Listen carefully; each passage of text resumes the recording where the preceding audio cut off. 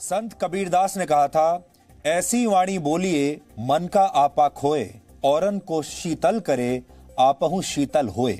यानी हमेशा ऐसी वाणी बोलिए, ऐसी मीठी वाणी बोलिए, ऐसे बोलिए कि उसमें कोई अहंकार ना हो और मन जो है वो उसको सुनकर झूम जाए। और ऐसी वाणी बोलिए जो दूसरों को शीतल करे, दूसरों को शीतलता मिलती हो, जिससे दूसरों को शांति मिलती हो और जिससे आपका मन भी शीतल हो जाए, आपका मन भी शांत हो जाए। ऐसी वाणी बोलनी चाहिए, यानी ऐसी बात बोलनी चाहिए जिससे दूसरों का मन खुश हो जाए और जिसे दूसरों को सुनकर शीतलता मिलती हो। अब आप अपने आप से पूछिए कि आखिरी बार आपने ऐसे किस व्यक्ति से बात की थी? आखिरी बार आपने अपने टेलीविजन पर, रेडियो पर, अखबार में कौन सी ऐसी बात पढ़ी थी जिसे पढ़ने के बाद आपके दिल को बड़ा आराम मिला हो, आपके मन को शीतलता पहुंची हो? किसने आपसे कभी कोई ऐसे वाक्य कहे जिससे आपको बहुत शीतलता मिली हो? अपने परिवारों में हम बचपन से ही ऐसी ही सीख के साथ बड़े हुए हैं, लेकिन लगता है कि आज हमारा समाज संत कबीरदास की इस सीख को बिल्कुल भूल चुका है। किसी का बिना कारण अपमान करना, उसे बात बात पर नीचा दिखाना, यह आजकल हमारे सार्वजनिक जीवन का हिस्सा बनता जा रहा है, और वो भी अभद्र भाषा में।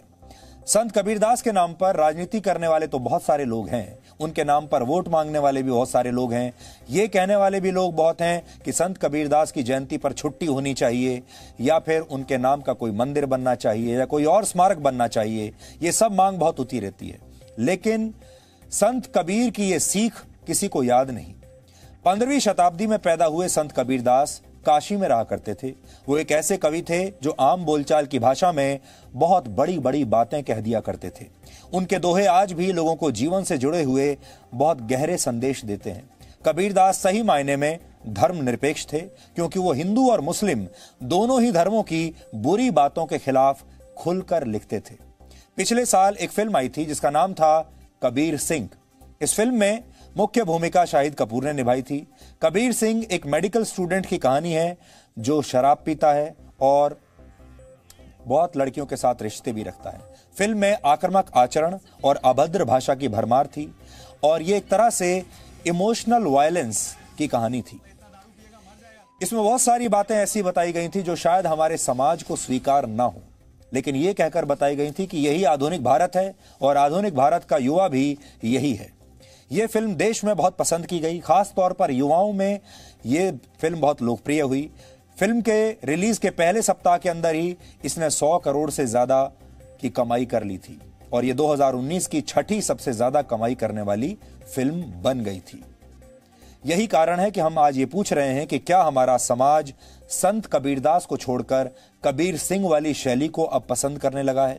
सार्वजनिक जीवन के संवाद में आज कबीर सिंह वाली छाप आपको चारों तरफ नजर आएगी।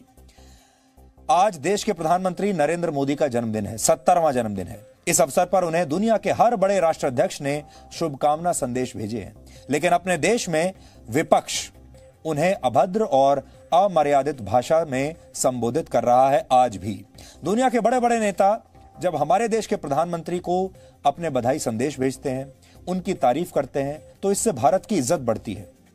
भारत के लोगों को इस पर गर्व होना चाहिए। लेकिन अपने ही देश में जब प्रधानमंत्री के बारे में, अपने ही प्रधानमंत्री के बारे में लोग अभद्र बातें लिखते हैं, उसे आप किस तरह से देखेंगे? ऐसी ही बेलगाम डायलॉग डिलीवरी आजकल चारों तरफ चल रही है। आपको याद होगा, जया बच्चन जैसी कोई नेता संसद में खड़े होकर जब बोलती हैं कि ड्रग्स के खिलाफ बोलने वाले जिस थाली में खा रहे हैं उसी में छेद कर रहे हैं, तो उनकी इस बात पर भी कबीर सिंह की ये शैली साफ दिखती है। सिर्फ राजनीति ही क्यों, देश को टुकड़े टुकड़े करने की बात कहने वाले दिल्ली दंगों के साजिशकर्ताओं की बातें भी उसी कबीर सिंह के जैसी हैं जिसकी बातों में नफरत ही नफरत दिखाई देती है। आपने चारों तरफ अपने देखा होगा, आजकल पिछले कई महीनों से आप सुशांत सिंह राजपूत की मौत की कवरेज न्यूज चैनल्स पर देख रहे हैं। आप शिवसेना के आरोप देख रहे हैं जो उन्होंने कंगना रनौत पर लगाए। फिर कंगना रनौत ने किस भाषा में जवाब दिया, वो भाषा भी आपने देख ली। आप राजनीति में लोग क्या भाषा का इस्तेमाल कर रहे हैं वो भी आप देख रहे हैं। इसलिए आज हम बात करेंगे भाषा की रेखा के बारे में। भाषा की लक्ष्मण रेखा क्या होनी चाहिए? भारत को हमेशा से एक संस्कारी देश कहा जाता है, लेकिन भारत के संस्कारों को क्या हो गया है? अभद्र भाषा अब न्यू नॉर्मल हो गया है। जो जितना अभद्र भाषा बोलता है उसे उतने ही ज्यादा लोग सुनते हैं, उसकी बात उतनी ही सुनी जाती है, या ये कह लीजिए कि उसकी बात का जो इंपैक्ट होता है, असर होता है, वो उतना ही ज्यादा माना जाता है जब वो जितने ऊंचे स्वर में बात करता है और जितने बदतमीजी से बात करता है। उसे तुरंत पब्लिसिटी मिलती है। जो न्यूज चैनल अभद्र भाषा में खबरें दिखाते हैं उन्हें ज्यादा टीआरपी मिलती है, उनके दर्शकों की संख्या रातों रात बढ़ भी जाती है। फिर जो लोग इस अभद्र भाषा में बात करते हैं वो रातों रात स्टार बन जाते हैं। अखबारों में, न्यूज चैनल्स पर सबसे पहले उनके इंटरव्यू दिखाए जाते हैं, उन्हें स्टूडियो में बुलाया जाता है और उन्हें एक सेलिब्रिटी का स्टेटस तुरंत मिल जाता है, क्योंकि उन्होंने अभद्र भाषा में कोई ऐसी टिप्पणी की होती है जो कि गलत होती है। सार्वजनिक जीवन में संवाद ही एक मर्यादा होती है, लेकिन अब रोज भाषाई लक्ष्मण रेखाएं लांघने के नए कीर्तिमान स्थापित किए जा रहे हैं। आज हम भाषा के स्तर पर नीचे गिरने के इन्हीं कीर्तिमानों का विश्लेषण करेंगे। संत कबीर से कबीर सिंह के इसी टकराव का विश्लेषण करेंगे। सार्वजनिक जीवन में मर्यादाओं के इस संकट के विषय पर आप हैशटैग भाषा की रेखा पर आज अपने विचार बता सकते हैं, क्योंकि डीएनए एक पारिवारिक शो है और आप अपने परिवार के साथ हमें देख रहे होंगे। और बहुत सारे परिवार इस देश में ऐसे हैं, लाखों करोड़ों, जिन्हें जिस तरह की भाषा आजकल प्रयोग हो रही है, जिस तरह का स्तर आजकल गिरता जा रहा है, उससे उन्हें काफी परेशानी हो रही होगी और वो नहीं चाहते होंगे कि समाज का स्तर लगातार गिरता चला जाए। इसलिए आज आप अपनी बात खुलकर जी न्यूज के माध्यम से रख सकते हैं। अब आपको बताते हैं कि आज कैसे ये जो स्तर है, ये जो लक्ष्मण रेखा है, इसे तोड़ दिया गया। कांग्रेस पार्टी ने आज देश के प्रधानमंत्री के जन्मदिन पर मर्यादाओं की लक्ष्मण रेखा को आज तोड़ दिया, जबकि पहले शायद ऐसा कभी नहीं हुआ होगा कि भारत के किसी प्रधानमंत्री का जन्मदिन किसी इतनी बड़ी अंतर्राष्ट्रीय इंटरनेशनल इवेंट की तरह मनाया गया हो।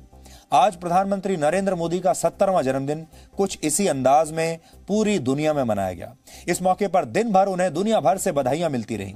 कई बड़े देशों के नेताओं ने प्रधानमंत्री मोदी के लिए निजी बधाई संदेश भेजे। इन संदेशों में शुभकामनाओं के साथ डिप्लोमेसी की बातें थीं, प्रधानमंत्री मोदी की तारीफ थी।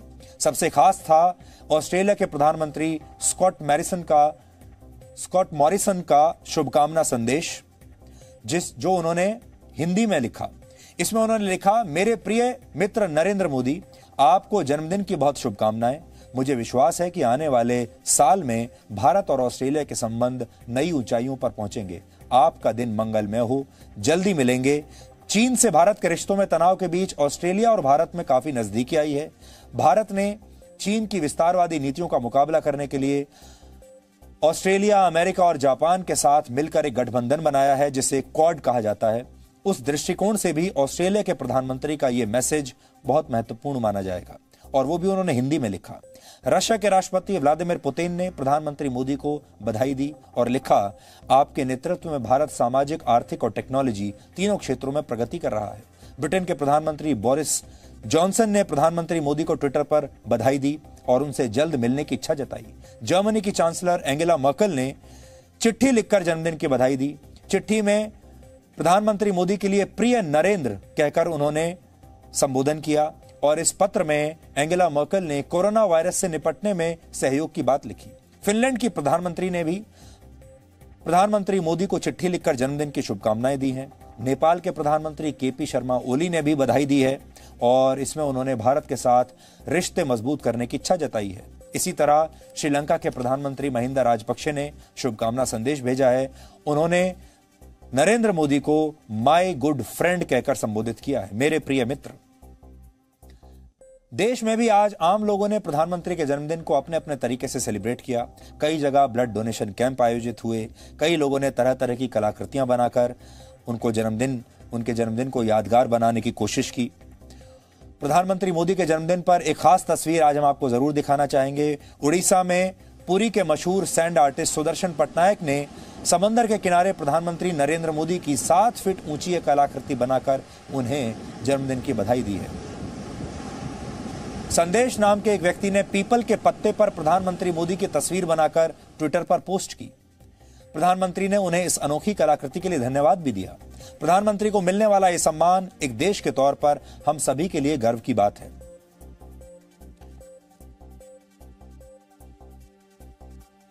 अब आप सोचिए दुनिया भर के बड़े बड़े नेताओं ने प्रधानमंत्री मोदी को बधाई के संदेश भेजे हैं, उनके बारे में अच्छी अच्छी बातें कही हैं, जिससे भारत के लोगों को गर्व की अनुभूति होनी चाहिए। सभी के लिए गर्व की बात है, लेकिन अपने ही देश में कांग्रेस ने बधाई देने का जो तरीका आज निकाला वो बहुत हैरान करने वाला है। जन्मदिन का ऐसा मौका होता है जब हम अपने विरोधियों को भी बधाई देना नहीं भूलते, कम से कम जन्मदिन के दिन उनकी आलोचना भी नहीं करते। अगर दुश्मनी ज्यादा हो तो हमारे पास हमेशा यह विकल्प होता है कि हम कुछ भी ना कहें और उनके जन्मदिन को एक तरीके से इग्नोर कर दें, लेकिन चुप रहना चाहिए। कांग्रेस पार्टी के नेताओं ने आज प्रधानमंत्री मोदी के जन्मदिन के मौके को उन्हें एक नया अपशब्द कहने के लिए चुना। यह अपशब्द कांग्रेस के नेता रणदीप सुरजेवाला ने सोशल मीडिया पर एक पोस्ट में प्रयोग किया है। रणदीप सुरजेवाला ने एक कहावत का सहारा लिया, लेकिन प्रधानमंत्री के संदर्भ में एक कहावत शोभा नहीं देती। इस ट्वीट में सुरजेवाला किसानों की आय और कोरोना वायरस के मुद्दे पर मोदी सरकार को घेरने की कोशिश कर रहे हैं। विपक्ष के नेता के तौर पर यह उनका काम भी है, लेकिन ट्वीट के आखिरी लाइन में उन्होंने जो कुछ लिखा उससे पूरा संदर्भ बदल गया।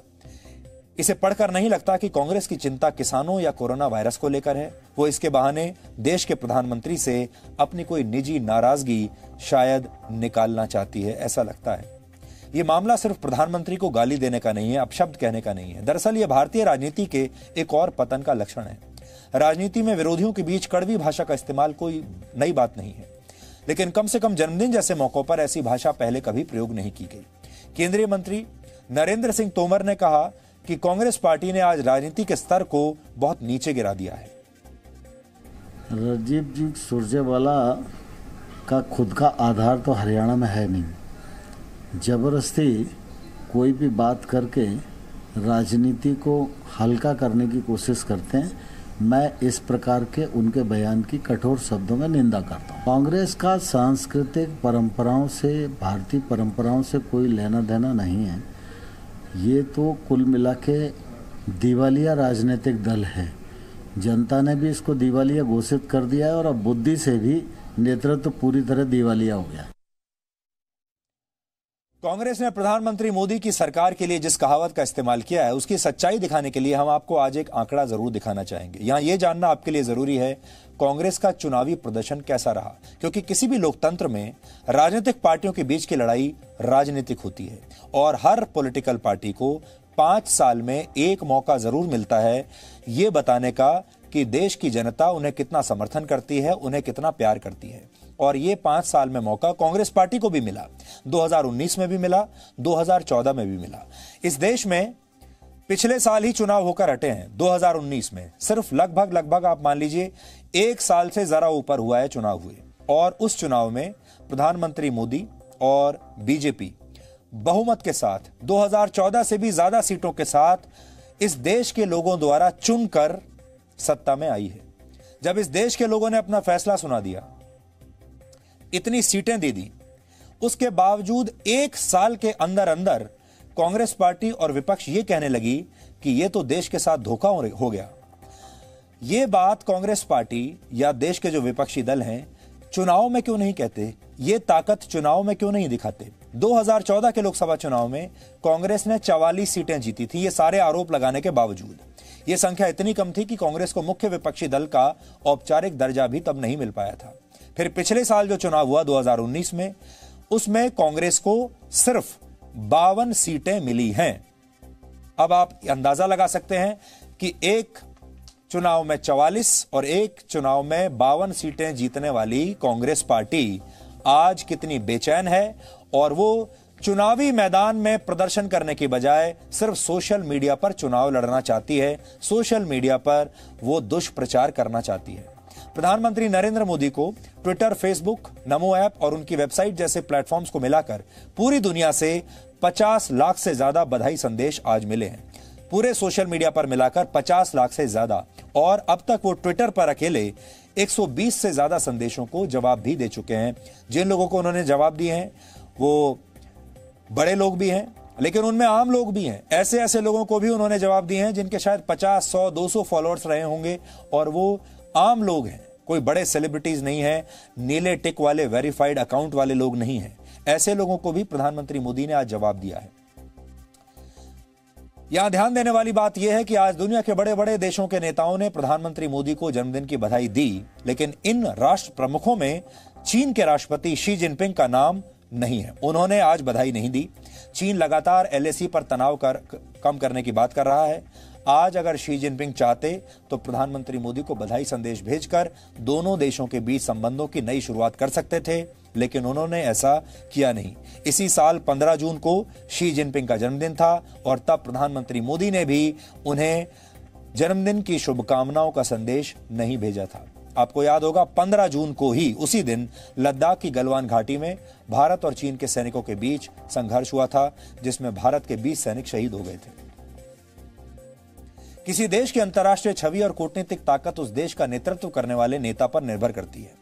डीएनए में हमने आपको पहले भी बताया कि भारत की विदेश नीति अब बदल रही है, यानी विदेश नीति के मामले में भारत ने अपनी गजराज वाली इमेज को छोड़कर आक्रामक शेर वाली नीति को अपना लिया है और इन बदलावों के केंद्र में खुद प्रधानमंत्री हैं।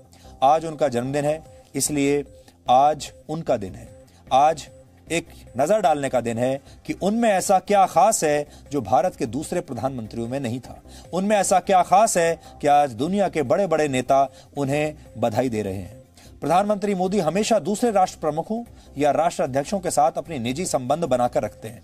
आज दो देशों के बीच संबंध कूटनीति से ज्यादा निजी हो चुके हैं और अंतर्राष्ट्रीय मंचों पर प्रधानमंत्री नरेंद्र मोदी की छवि सीधे भारत से जुड़ी हुई है। मोदी की पहचान करिश्माई नेता की है। इसी कारण आज अंतर्राष्ट्रीय मुद्दों पर भारत की राय बहुत महत्वपूर्ण मानी जाने लगी है। आज दुनिया के देशों के बीच मध्यस्थता कर सकने वाले एक बड़े नेता की बन चुकी है।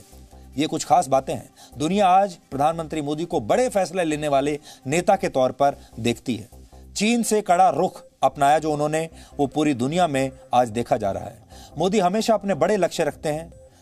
धारा 370 हटाने या जीएसटी लागू करने जैसे लक्ष्य रखे और उन्होंने पूरा भी किया।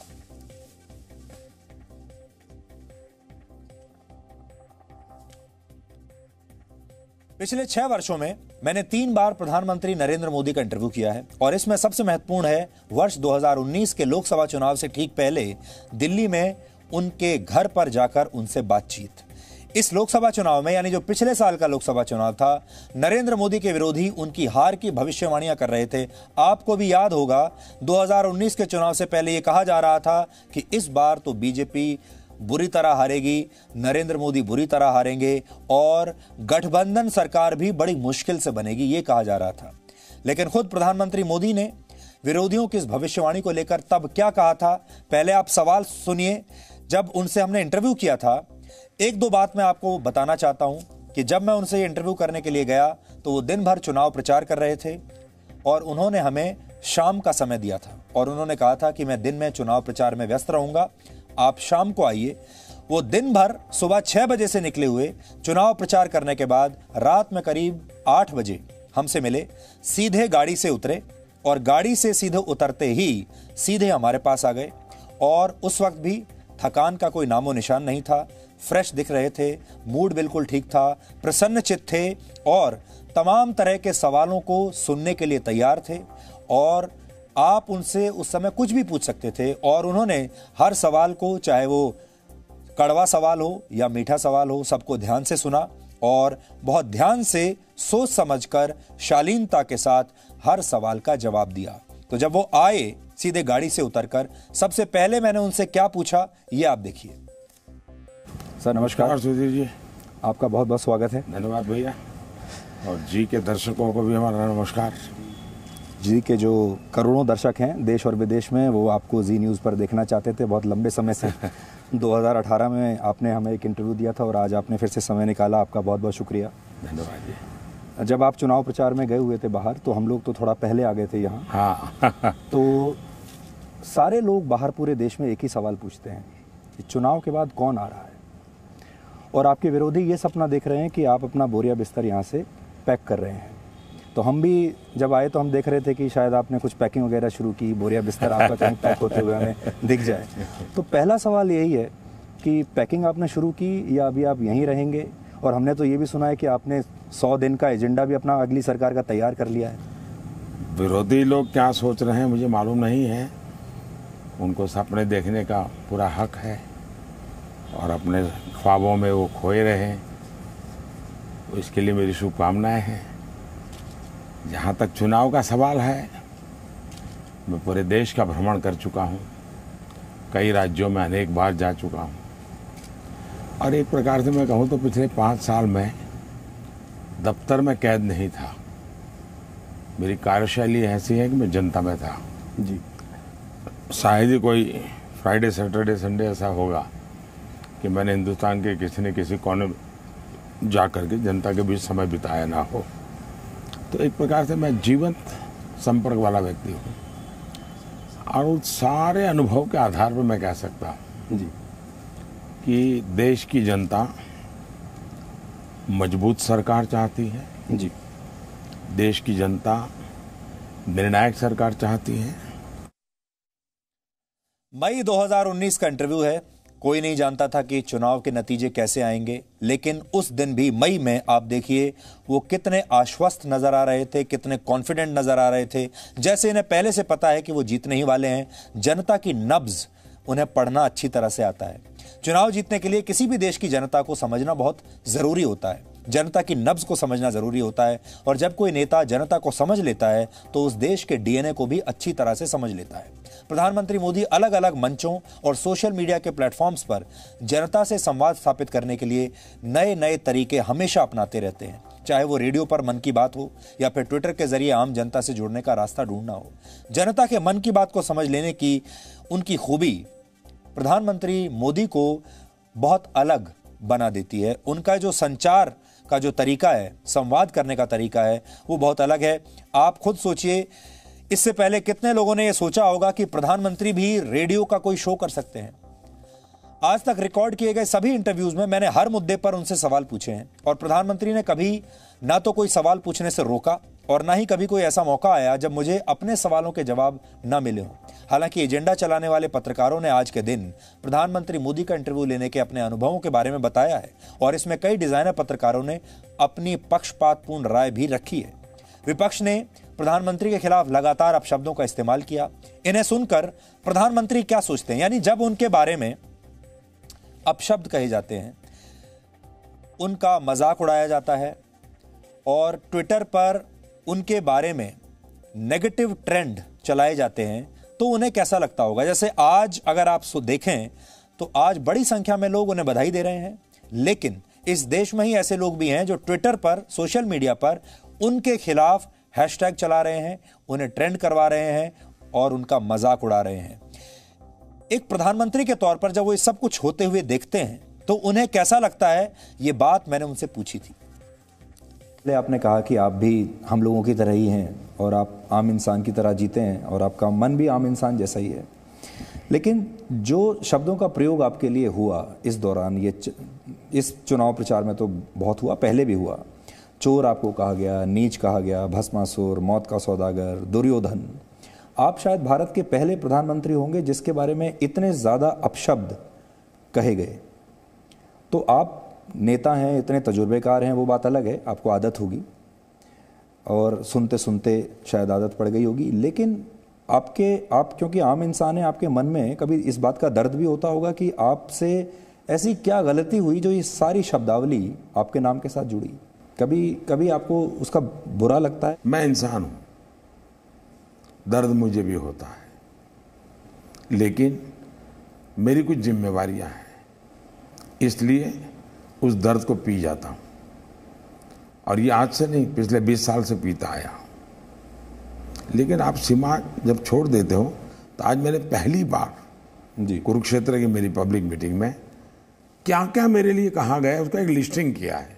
और मैं चाहूँगा कि जी टीवी जो मैंने पब्लिक में कहा है उसको बार बार, यहाँ का टीवी हो, आपका बंगाल का टीवी हो या उड़ीसा का टीवी हो, चुनाव जहाँ है चुनाव नहीं है, अगर दिखाएंगे तो देश को पता चलेगा कि एक इंसान के साथ कैसा जुल्म किया जाता है। हम राजनीति में न होते तो भी हमारा तो अनुभव है जी।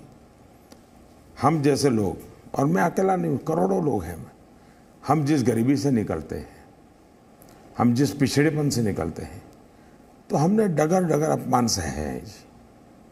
अपमान सहते सहते ही निकले। ये बड़े लोग हमको डांटते हैं जी। हमने तो वो भी जिंदगी देखी है जी। रेल के डिब्बे में टी चाय बेचते थे तो कोई भी हमें डांट देता था जी, क्योंकि हमने हमेशा माना सब बड़े लोग हैं। आज भी हमको सब लोग डांटते हैं, गालियाँ देते हैं, भद्दे भले भले हुए शब्द कहते हैं। अब हम बचपन से इसी को हमारा मान के चलते हुए, हमारा जन्म ही इस प्रकार से गरीबी में हुआ है, पिछड़ों में हुआ है। तो ये बड़े बड़े लोग हुए, नामदार है, उनके जहन में ही भरा हुआ है कि ये बाकी लोग तो तुच्छ हैं। तो मुझे जो गालियाँ पड़ती है उसका मूल कारण वो मानसिकता है। हमारे देश में अभद्र भाषा अब एक फैशन बन गया है।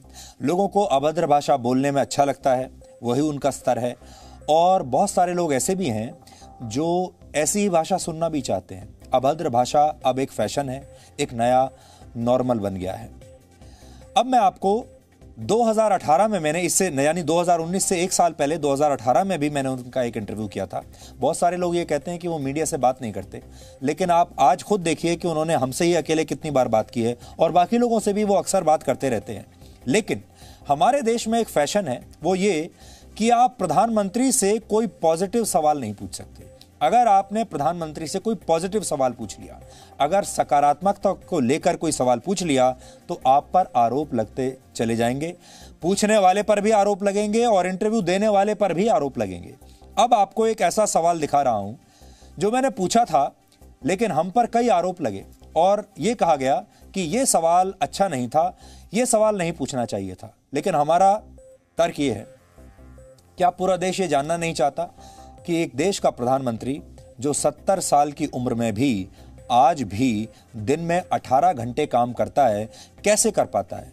एक ऐसा प्रधानमंत्री जो 70 साल की उम्र में सिर्फ 3 से 4 घंटे सोता है, एक दिन भी छुट्टी नहीं लेता, 365 दिन लगातार नॉन स्टॉप काम करता रहता है, वो ये कैसे कर पाता है? क्योंकि आज आप में से जितने भी लोग सुन रहे होंगे, मुझे नहीं लगता कि आप में से बहुत सारे लोग ऐसे होंगे जो 7 दिन बिना रुके 18 घंटे एक दिन में काम करते होंगे। तो जाहिर है मैंने उनसे ये सवाल पूछा, मेरी ट्रोलिंग भी बहुत हुई इस सवाल को लेकर, लेकिन आज मैं चाहूंगा कि आप ये सवाल भी सुनिए और उनका जवाब भी सुनिए। 2018 का इंटरव्यू है। आप फकीरों की तरह रहते हैं, आप फकीर अपने आप को बताते हैं, और दूसरी तरफ आपका परिवार भी इतना बड़ा, 100-125 करोड़ का आपका परिवार है। छुट्टी आप कभी नहीं लेते, और मैंने ये सुना है कि जब आप विदेश दौरे पर जाते हैं तो रात में ट्रैवल करते हैं, कहीं आप रात में रुकते नहीं हैं, हवाई जहाज़ में आप अपनी रात बिताते हैं। तो ये एज में अभी इतनी एनर्जी आप कैसे लेकर आते हैं? क्योंकि आपकी उम्र में बाकी लोग शायद कल्पना भी नहीं कर सकते, और आज आपकी एनर्जी ऐसी है कि कोई देश के जो युवा हैं उनको भी शायद शर्म आ जाए। एक तो मुझे लगता है कि ये मेरी जिम्मेवारी है, और ईश्वर ने जितना समय दिया है उसका सर्वाधिक उपयोग देशवासियों के लिए होना चाहिए। और हम लोग तो बचपन से सुनते आए हैं कि शरीर का कण कण और समय का पल पल देश के लिए खपना चाहिए। तो बचपन से जो संस्कार मिले हैं, जो आदतें लगी हैं, ये बात सही है कि मैं जिस प्रकार से काम करता हूँ वो कोई अच्छा नहीं है। मेरे डॉक्टर मित्र भी मुझे मना करते हैं, और कभी कभी मुझे अच्छे मित्र भी कहते हैं कि कुछ समय सोचने के लिए भी खाली रखना चाहिए। अब पता नहीं, मुझे वो आदत आती नहीं मुझे मैं बिना काम रह नहीं सकता हूँ। अपने लिए जीने का कभी स्वभाव नहीं बना, कार्य के लिए समर्पित रहता हूँ, जब जो काम मिले वो जी जान से करता रहता हूँ। बस आप लोग देश की दुआएं मेरे साथ हैं, शायद एनर्जी का कारण भी देश की दुआएं हैं, देश के आशीर्वाद हैं। और कभी किसी गरीब की जिंदगी में बदलाव देखता हूँ, लगता है कि यार अच्छा हुआ उसका, तो लगता है तो और ज़्यादा दौड़ो और ज़्यादा मेहनत करो। तो जब किसी की आंख में संतोष देखता हूँ तो वो मुझे ताकत देता है। और मेरा ये काम है मुझे करते रहना चाहिए। और मैं देशवासियों को कहूँगा कि मुझे आशीर्वाद दीजिए कि मैं इससे भी ज़्यादा काम करूँ, इससे अधिक लगन से करूँ, अधिक ताकत से करूँ, अधिक समय लगाऊँ। यही मुझे आशीर्वाद चाहिए। तो प्रधानमंत्री मोदी ने कई बार ये बात कही कि जो उनके बारे में इस तरह का दुष्प्रचार करते हैं वो एक एजेंडा उनके दिमाग में रहता है और वो पूर्व ग्रसित विचारों से की वजह से ऐसा करते हैं। अब अगर ये सवाल प्रधानमंत्री से कर लिया और प्रधानमंत्री ने अपने बारे में ये सब बातें बताई तो मुझे लगता है देश के आम लोगों को ये बात बिल्कुल बुरी नहीं लगी होंगी। लेकिन इस देश में ऐसे पत्रकार भी हैं जो विपक्षी दलों के नेताओं से, कांग्रेस अध्यक्षा से ये पूछते हैं कि उनकी रसोई में क्या बनता है, ये पूछते हैं कि उन्हें खाने में क्या पसंद है, ये पूछते हैं कि वो अपने घर में जब रहती हैं तो क्या काम करती हैं, क्या खाती हैं, क्या पीती हैं। उस पर किसी को कोई आपत्ति नहीं होती और ये सब कुछ ये देश वर्षों तक, दशकों तक सहता चला आ रहा है। अब आपको वर्ष 2014 का एक इंटरव्यू दिखाते हैं। ये इंटरव्यू तब का है जब वो प्रधानमंत्री नहीं बने थे। 2014 के लोकसभा चुनाव चल रहे थे। उस समय वो गुजरात के मुख्यमंत्री थे, प्रधानमंत्री पद के दावेदार थे, लेकिन चुनाव प्रचार चल रहा था, चुनाव के नतीजे आए नहीं थे और गांधीनगर में उनके घर जाकर मैंने ये इंटरव्यू तब उनका किया था। और उस समय 2014 में भ्रष्टाचार बहुत बड़ा मुद्दा था और परिवारवाद बहुत बड़ा मुद्दा था। प्रधानमंत्री बनने से पहले इन सवालों के जवाब में उन्होंने तब क्या कहा था, आज आपको सुनना चाहिए। फ्लैशबैक में आपको एक बार लेकर जा रहे हैं। आपको कभी मोदी जी ऐसा लगता है, आपने खुद एक बार अपने भाषण में कहा था कि मेरे आगे पीछे कोई नहीं है तो मैं भ्रष्टाचार करूंगा तो किसके लिए करूंगा? क्या आपको ऐसा लगता है क्योंकि आपके आगे पीछे कोई नहीं है, आप परिवारवाद से ऊपर हैं, परिवार से ऊपर हैं, ये एक चीज़ आपके पक्ष में जाती है और आपके जो विरोधी हैं उन पर परिवारवाद के लगातार वंशवाद के आरोप लग रहे हैं? मैं ऐसे ढेर सारे लोगों को जानता हूं कि जिनका भरा भला परिवार होने के बाद भी भ्रष्टाचार के पाप में नहीं पड़े। इसलिए परिवार को दोषित देना ठीक नहीं है जी। मेरा जो कहने का तात्पर्य है वो हमारे देश में एक कहावत के रूप में कहा जाता है, उसमें अर्थ में। लेकिन इस देश के मीडिया को फुर्सत नहीं है। हिंदुस्तान के मीडिया के और खास करके न्यूज़ ट्रेडरों ने ये बढ़ा दिया है कि सारे राजनेता चोर हैं और उससे कारण देश में निराशा फैली है। अगर हम गंदगी ही फैलाते रहेंगे तो देश में निराशा फैलेगी जी। मैंने कभी नहीं चाहा कि मोदी का परिवार कैसे रहता है और मुझे इस बात का गर्व है कि मेरी माँ आज भी 8 बाई 8 के कमरे में रहती है, 5 रुपये 7 रुपये का हवाई चप्पल पहनती है और उसको जीवन का संतोष है। ये मेरे संस्कार है, ये मेरा गर्व है। लेकिन कोई अगर दिन रात यही बातें करता रहे और कोई हमारे वाक्य को इधर उधर करके कुछ भी लफबाजी करते रहे, इससे क्या देश का भला होगा क्या? तो आज हम आपको 2014 का इंटरव्यू हमने आपको दिखाया, 2018 का दिखाया, 2019 का दिखाया और आज क्योंकि देश के प्रधानमंत्री का जन्मदिन है इसलिए आपको एक बार फिर से उन्हें करीब से जानने का एक मौका हम दे रहे हैं।